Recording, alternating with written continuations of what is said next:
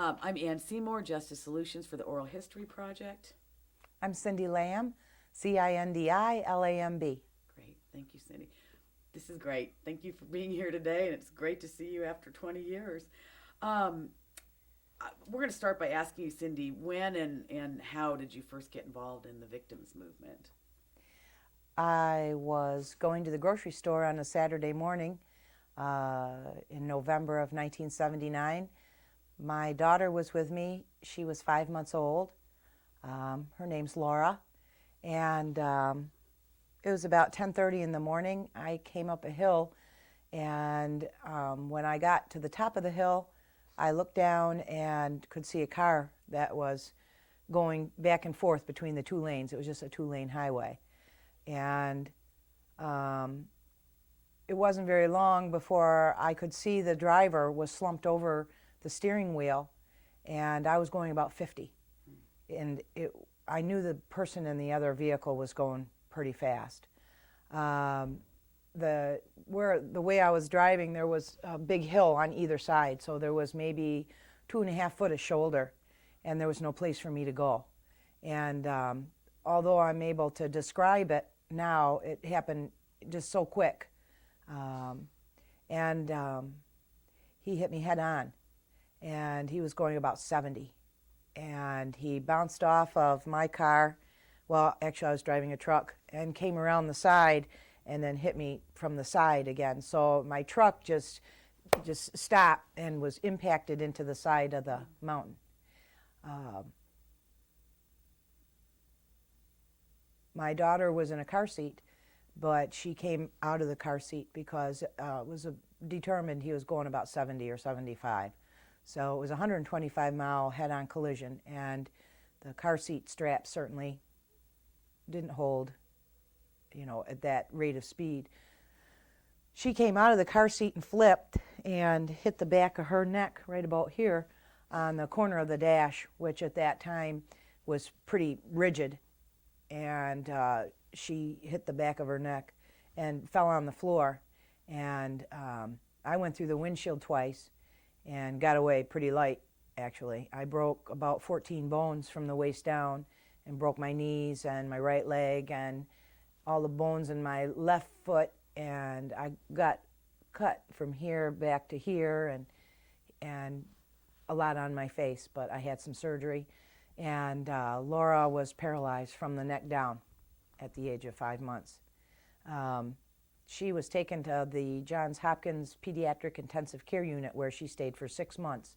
And I stayed in the hospital for a couple of months to be with her. And because I was still having surgeries and things done to get better. And during that time, my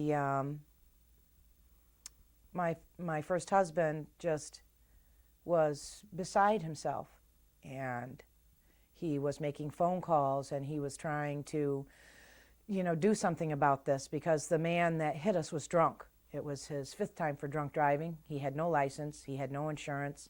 It was not his vehicle. He had drank a pint of whiskey by 9:30 and had almost finished the second pint. There was about this much left in the bottom of the bottle when he hit me at around 10:30, 11 o'clock in the morning. And it was just, at that time, the BAC in Maryland was 0.15. That's just enormous. You can't imagine how many beers you can drink. You have to drink to get to a 0.15. Anyway, my first husband was really trying to do whatever he could, because when you find out that your 5-month-old daughter is paralyzed from the neck down, and that she can't feel anything, and that your wife is mangled, it's just setting a bomb in the middle of the family. After Laura got out of the intensive care unit, the Damascus Courier, which was a small newspaper in the area, did an extensive article, a 3 or 4 page article about what had happened to Laura and I. And that article ended up on a TV station desk in Washington, D.C. Consequently, a 5-part series about drunk driving featuring Laura was produced on that TV station, and we started the Laura Lamb Crusade in Maryland, which was the predecessor actually to MAD. And Laura was just this enormous visual that she had this, cherub angelic face, and she just was just so angelic. And to see a child of a year old in a wheelchair that nothing moves, and she could talk a little bit. She had a tracheostomy. She could move this one arm down to here, but that was it. Nothing else worked. Just enough to.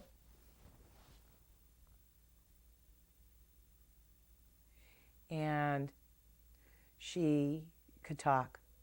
So people were very moved when they saw Laura. She was just stunning. We worked on the drunk driving issue for quite some time, and unfortunately, my marriage didn't last. It wasn't very good to begin, so I don't want to say that it was all because of this. There were problems before this, but at any rate, my first husband, never really got too much credit, I don't think, Alan Lamb, because he called a lot of senators and police officers and judges, and was just, it was just enormous, had just a huge impact on him. Anyway, we worked on this issue even though my marriage dissolved.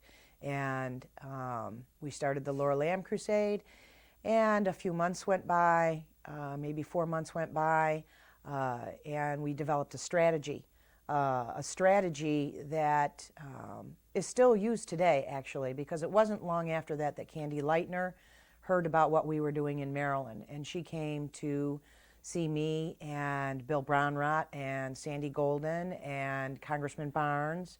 And she came because she had heard through, I believe, her Congressman Bob Matsui, I believe, told her that we were doing some work in Maryland and making some terrific progress. She came. She had a great name, and she had done some work in California.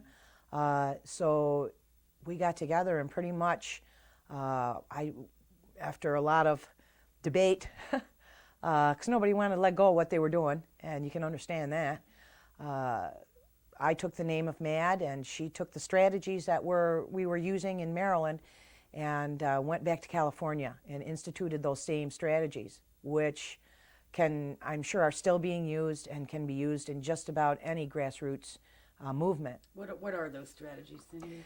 Well, probably one of the first and foremost strategies is giving the victim a face, and the face of the victim was Laura Lamb, and she was the poster child, for Mothers Against Drunk Driving, because even though she couldn't move, she moved so many people. I mean, you just can't imagine how many people that child moved. And so it's like, well, does this smack of, exploitation, or, how do you go about this? Well, Laura was that person because she did not die right away, and you could see Laura, you could smell Laura, you could hear Laura. Sometimes when people are a victim, no matter what the situation is, they're dead, unfortunately, and you can put a camera on a tombstone for only so long because people don't know that person, and sadly they never will. So they don't feel, that compassion or that passion. And but even though somebody may be a victim that has died, people still need to stand up and lament and let people see their grief and talk about what has happened, and not feel that, oh, am I exploiting, or feel that, anything other than, the same adage that you hear over and over again. And I hope I hear it resounding for the rest of my life. If I can do something so that not one more person has to go through this, then do it, and stand up and be the advocate, be the voice of that person who is gone. If you're injured, don't be afraid to stand up and say, look what happened to me because of a drunk driver, because of somebody on drugs, because of any type of physical abuse, So that's part of it, is really putting the face on the victim. That's so necessary. The other part of the strategies that we used in MAD was we didn't just work with the judges to change their attitude or just trying to change the law or just one particular facet. I think initially we did try to work all these different avenues, but it wasn't very long before we realized that it wasn't one particular facet of the whole issue. We had to change a societal notion, an attitude, a perception. One from, I got so drunk last night, I don't know how I got home, I don't know where my car is, I woke up in a ditch, so you should be that way. I mean, when I grew up, they had all kinds of stuff on TV and drunks and, it was funny. And it was sadly acceptable. And we changed it from being socially acceptable to being socially unacceptable. It is no longer funny. You don't hear people saying, oh, I don't know how I got home. It's not a big joke anymore. You are a social pariah if you go and drink and drive now. You're an ass, and nobody wants to be around you. And, because of that attitude, you've seen this tremendous drop in fatalities. Well, that's great, 35% drop, that's great. And I think that equates to about 180,000 lives in the last 21, 22 years. I'm glad to be a part of that. I'm so proud and honored to be a part of that. But I often look at, I'm a teacher, and I look at my students and I look at my friends and family, and I think, are you one of those 180,000 people? Are you one of them? Are you one of them? And I just wish that Laura was one of those 180,000 people. But she's not, and I'm proud of that. Then I think, oh, that's a tremendous drop, that there's people walking around now that wouldn't be here. But there's still 16,000 people every day that are still, being killed by drunk drivers. That's a lot, that's a tremendous amount of people. So, I'm sorry, this is too much noise right anyways. Let me ask you sort of a follow-on question. Looking at the anti-drunk driving movement, the early days with the Laura Lamb group, what was the greatest challenge you think that you faced in affecting change?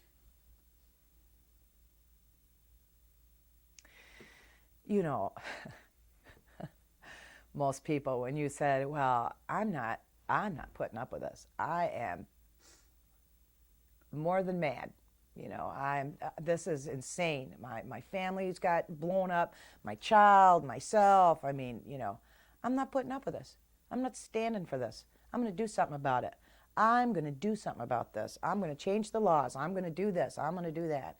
And, resounding, you can't fight City Hall attitude. You can't do this. You can't do that. The people from the peanut gallery. Oh, you can't do this, pointing fingers. Never happened. Oh, tell me that again. Let me show you something. Tell me you can't do anything. Nothing's going to happen. I enjoyed that challenge, actually, which made me even more passionate about doing something about it. Because, someday I figured, I knew she was paralyzed from the neck down, but I just figured she'd be around for a really long time, And I figured someday she'd say to me, what did you do about it? What did you do about this, Mom? What am I going to say?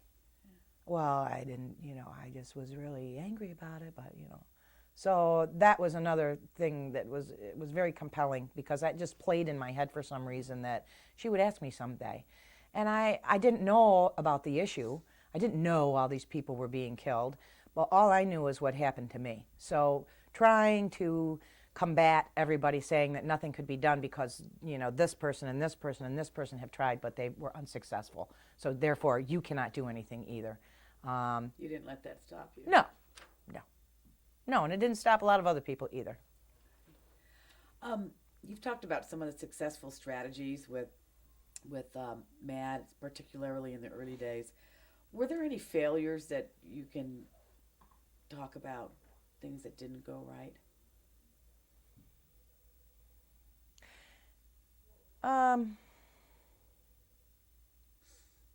You know, it was very chaotic. It was very chaotic. And I would have to liken it to being pregnant and having, 6 children all at once. Oh, you know, what am I going to do with all these children? Because there was an exuberance and an unfolding there and a power there that you couldn't stop. You couldn't harness it. So Candy was in California and I was in Maryland and other people were in other states, and we were okay. We'll do this and use this strategy, and I don't think if things did go wrong, and they did, then there was probably a reason for that as well, because it was just something that could not be stopped. I wish, there were a lot of times when I was asked, oh, go pick it here and do this and do that. And, I had a child that was paralyzed from the neck down. I had a big van and I had a lift in it, and I didn't have the money to put the gas in the van and to pay for parking and buy food. And, and Laura, of course, was sick an awful lot. So there was a lot of things I couldn't do. I mean, I wish that had been different, because I would have liked to participate in more things, but apparently it was enough. So I can't think of anything that, right off the top of my head, that, Well, if you look back over, for you, it's 25 years now, what do you think is the one greatest accomplishment that's promoted victims' rights and services for the last quarter century for you? It would have to be MAD. I mean, prior to that, I'm not real familiar with the Victims' Rights Program prior to 1980. But I know myself that at that time, even when we did go to court, sometimes we were allowed to go to court and sometimes we weren't allowed to go to court. What do you mean we're not allowed to go to court? Well, you can't be there when he gets sentenced. You can't do this. You can't do that. And if he goes to jail, when's he getting out? Well, we don't know. And, no one's going to be available to tell you.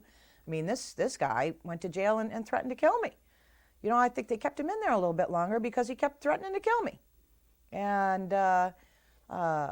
there was no victims' rights. We had no rights. It was, and that became abundantly clear, and I think fueled the fire even more. I mean, there was the drunk driving issue, and then there was the issue of victims' rights.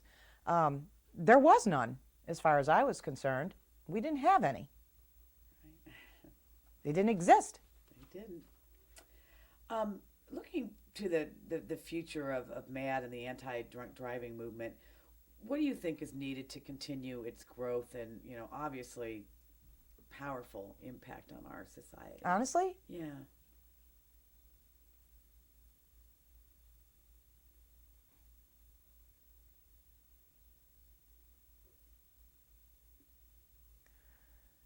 You need more faces of Laura Lambs. Which,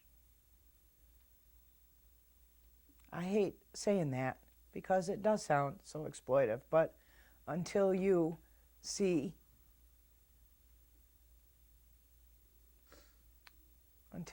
that, you don't get it. You don't get it with a drunk driver. You don't get it with a murderer. You don't get it because you see this stuff on TV, and people get blown away, and you don't see the impact 5 years or 10 years or 20 years down the road. You just don't see it. And I don't know if MAD is, I don't know.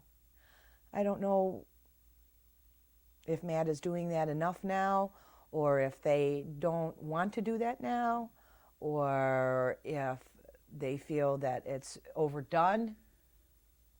And again, you have to go back to a victim that's injured. And I would have to say that you have to put that victim out front, and they have to tell their story. And they have to do it in every municipality, in every community, in every small town, and in every big city. And it has to be done. I'm sure there's some kind of plan where you don't want to overdo it, where it's overkill, for lack of a better word. Do you think it can be? Yes, yes, where you become immune to that, where you get numb to that as well. So you have to, I would say, tamper that with a certain amount of time. And it's like, ooh, who even wants to have that kind of a job? But I don't know what else is going to compel people to, say, oh, wow, this has touched me in my heart and is going to change my behavior, because that's the bottom line. You have to get people to change their perception, change their attitude, and then they'll change their behavior. So, it's a very, very tough question, and that's the only answer that I can come up with. I teach health science at 2 different colleges in Baltimore, which is sex, drugs, alcohol, nutrition, fitness, da-da-da-da-da. So I teach a lot about alcohol, and I listen to my students, and I listen to my son, who is 24, and he was telling me just today that, he'll go downtown with his friends, and that nobody, not nobody, but a lot of the people in his age group don't even think about driving or walking. They get a cab. Everything is cab. And people didn't think that way 20 years ago, So to me, just in common conversation, he's talking about, oh, yeah, we took a cab here and there. And I had to tell him, your sister has an awful lot to do with that, So change can happen. It can be, slow, but it can happen, and it did happen. That's great. Good for you. Newer people to our field, and in particular maybe newer people, victims, volunteers at MAD, chapter leaders, what advice can you give to the ones who are new in the past year, 5 years, 10 years, that weren't there in the early days? What advice do you think is important for them to understand? Well, they have to get the fire in their belly. You can't, this isn't, this ain't GAO. This isn't Walmart. This is, if you want to affect that change, then you better walk around with the fire in the belly and have some passion and understand it from that angle, because you'll move yourself to affect that change even more. Just passing the papers and making the phone calls. You'll be so compelled. And I would think that they should read the history. They should go back, and I know Janice Lorda's putting the history together. I'm writing a book about what happened to Laura and I and my family. I don't know what else is out there right now, because there's really not, surprisingly. But there will be in the next few years. There'll be some very wonderful pieces to read. Go back, look through the archives, look at the pictures and the photos of how these things started and how people were, they were flamboyant in their anger. And they're just regular people. A lot of, they weren't, it wasn't, they were just, they were mad, and a lot of things were happening. And they were just regular people. So go back, look at that history, get that feeling somehow. Talk to somebody. Talk to someone who's lost someone. Find out what is your life like? How has it changed? What can I do? Same things you're asking me. What can I do for you? How can I make things better? Maybe a good way to do it. Vision for the future. Do you have one for the anti-drunk driving movement, for the public education movement that you helped start?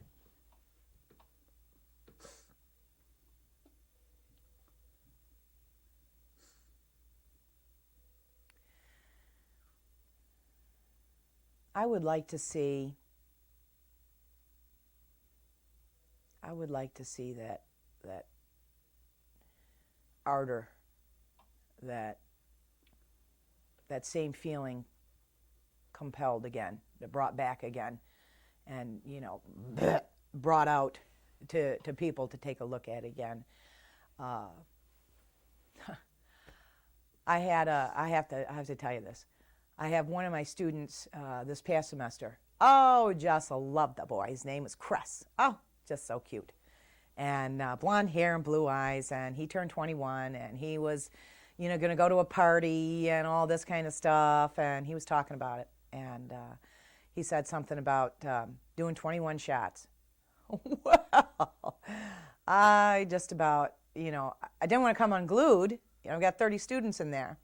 But I did happen to have in one of my portfolios, there's an organization called BRAD, Be Responsible About Drinking. And a boy turned 21, drank 21 shots, did a few more extra to be the man. I'm the man. And he died, from alcohol poisoning. And I brought that to his attention. And, I think a lot of young people are playing these drinking games. I think that's really got to be addressed, So it's like, okay, the drunk driving, but how do we get to the drunk driving to begin with? Well, we get there by playing drinking games, okay, because we want to be adults, so we play drinking games. I don't know a lot of adults who play these drinking games. They don't. But these young people are just consuming these large amounts of alcohol, and so then they get to the drunk driving part if they don't die from alcohol poisoning to begin with. So I think we need to focus on the exact behavior that's preceding the drunk driving so that we get a feeling of, instead of, oh, that'll never happen to me, a feeling of, oh, I do that.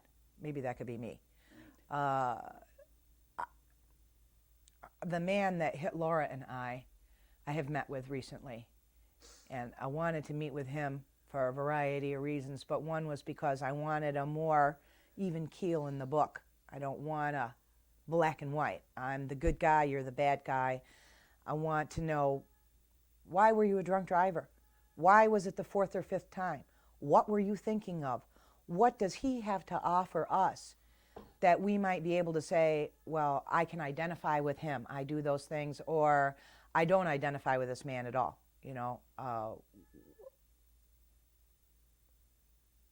What's that? I'm sorry. We'll just... I know, do that and again. I was talking about, okay. And then you'll have a what? Have a what? What is that? Okay. So as I was saying, I wanted to include this man that hit me because I wanted to know, how did he get to that place to begin with? What was his life like? Why did he get there? If we don't start asking questions why these people got here instead of, and I know we need to do more research. We need to find out why these people do this to begin with, not just say, that's it. You're the bad guy, I'm the good guy, you're the drunk driver, and I don't want to hear from you again. You were wrong, and that's it. Okay, why is this person wrong? Why are people playing drinking games? What is the behavior that's preceding getting in that vehicle? What is the mindset? What are people thinking? It won't happen to me, it won't happen to me, or whatever. Let's find out. What are they thinking about? I mean, certainly 16,000 people every day, every year is still too many people to be being killed by drunk drivers. It's not like that in other countries.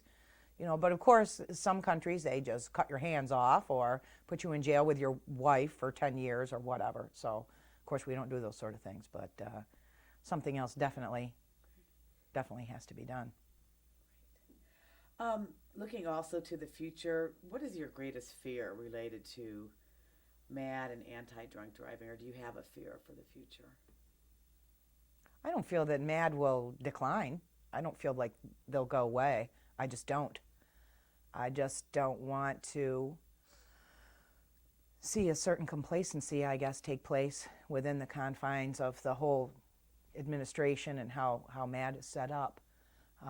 It's got to be fueled by tragedy, unfortunately. And I don't see MAD going away because there are still these people being killed and injured by drunk drivers. And until it happens to you, you just don't get it. But, you're in a car crash, that's one thing. But if someone's all gooned up and they're all liquored up and they don't care two craps in a bucket about you driving down the road, and they smash your car and they take your face off and they kill your child, or take away somebody you love, it's bad enough that has to happen in a regular crash. But when someone's drunk, it will drive you insane. And that insanity, that whether it's good energy or bad energy, it's energy, and it was harnessed at the beginning of MAD, and it needs to continue to be harnessed and directed and utilized at the right time in the right way. And it would be great someday if MAD had to disband because people cared enough about one another and cared enough about themselves, to not do this anymore. because, what deters people is not, oh, I might hurt myself. That does not deter a person. What deters a person from drinking and driving is not, oh, I might hurt somebody else. That doesn't deter them. What deters a person is having their name in the paper, getting a lawyer, having their license taken away, losing their job, paying thousands and thousands of dollars for a DWI, the embarrassment of it, the shame of it, and that has to be looked at too. It'd be nice if people didn't do this because they are genuinely caring, compassionate people. And some people are, I can't say that, point blank, but, a lot of it is because they don't want to go through all of the other social embarrassment of it now. That concludes the official questions. I want to just ask you one more. How do you feel being the pioneer in the one area of the victims' rights movement that people really credit with teaching so many lessons about the power of the personal story, the public policy development, the public awareness, and it all emanated from you and Laura? It's a hard question, but how does that make you feel? Chosen.